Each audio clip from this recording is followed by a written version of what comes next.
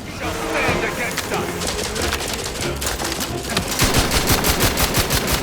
The vital... I'm still guarding my strength.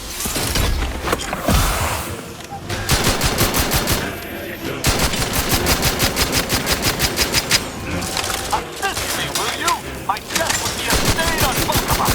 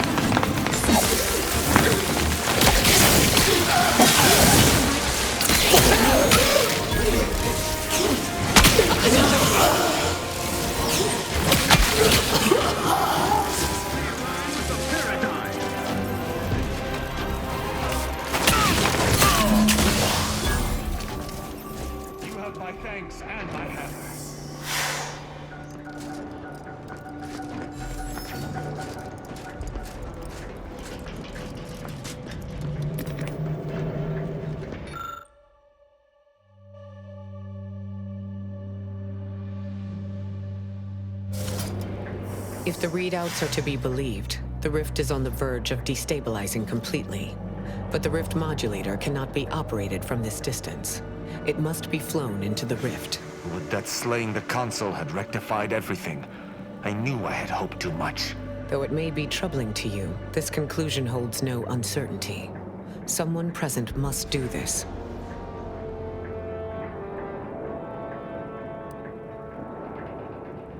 Well observed. My importance to Arcadia obviously exceeds that of those present. I will take the schematics back with me, and, using the processed rift data, of course, the Order will begin production of more modulators that can be operated at a safe distance.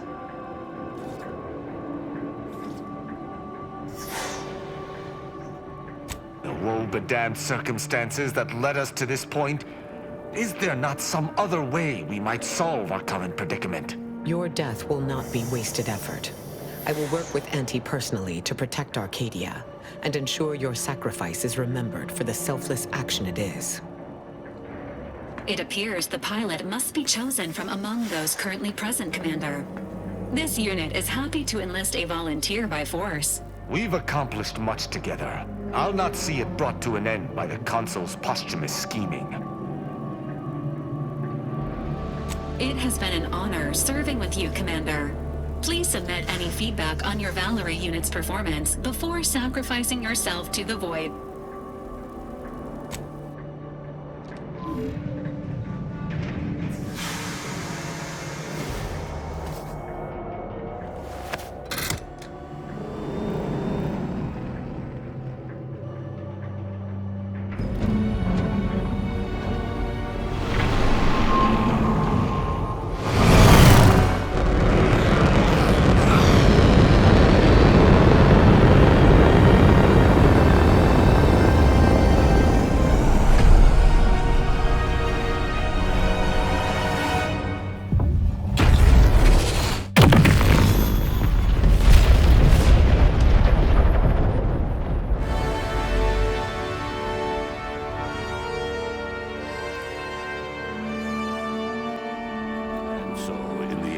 Commanders sacrificed themselves to save the galaxy.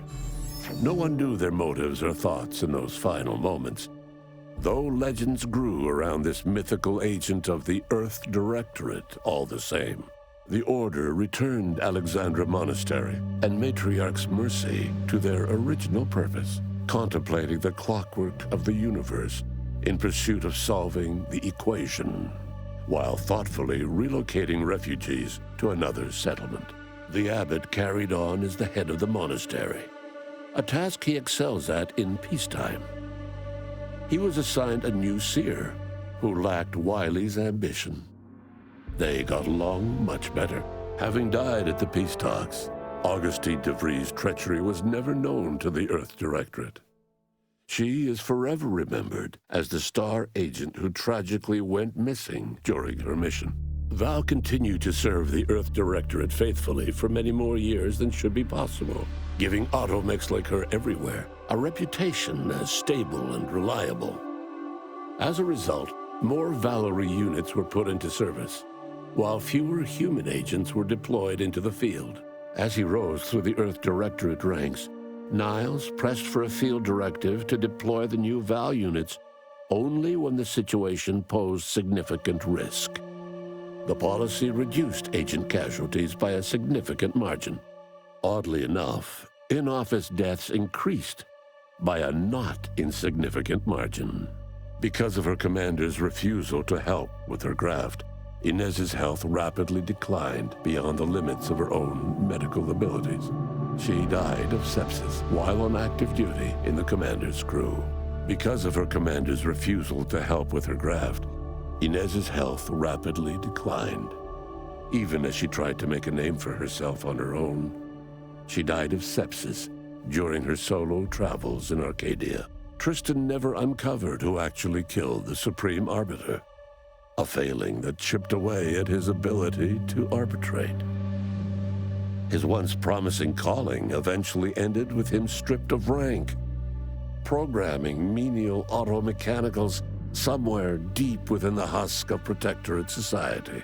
With full control of the archive and the modulator schematics in hand, the Order called upon all Ascendants to collaborate in one purpose, that of rebuilding Arcadia.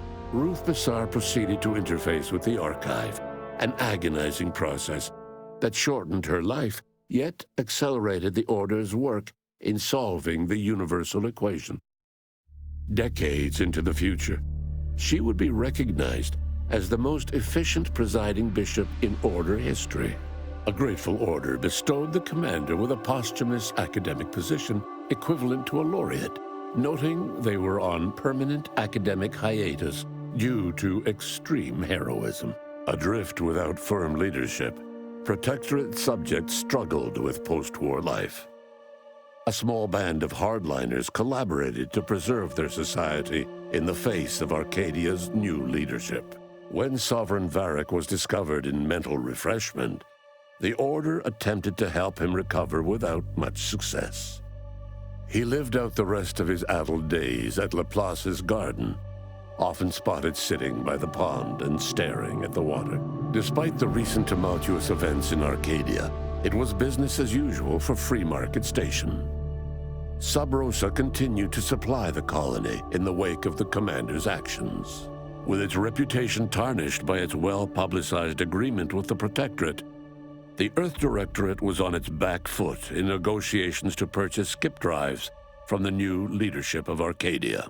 The dangerous experimental research of Marisol's contact from Point Obviation lived on, with a seer predicted 11.9% probability of yielding a universe-ending catastrophe. Meanwhile, an entrepreneurial work group of chemistricians unveiled a new flavor of Purple Berry Crunch. The release of the skip drive schematics to the public domain resulted in new and exciting opportunities for independent manufacturers. However, unchecked use of the drives would ultimately lead to an even greater proliferation of rifts, once again imperiling the galaxy. Yet the Order was all too familiar with the causal link between skip drives and rifts. They provided rift modulator schematics to all skip drive manufacturers at no cost, so they could package both technologies and nip the proliferation of new rifts in the bud. Thanks to the Order's thoughtful planning, the rifts were all closed and all colonies in proximity to Arcadia were saved. But the fate of those farther out in the galaxy remains unclear. All of these events turn on the decisive actions of the Earth Directorate agent and their unique way of navigating Arcadia, its disparate factions, social complexities, ubiquitous product placement, an arsenal of absurdly satisfying weaponry. But through it all, and to this day, Earth has remained inexplicably dark.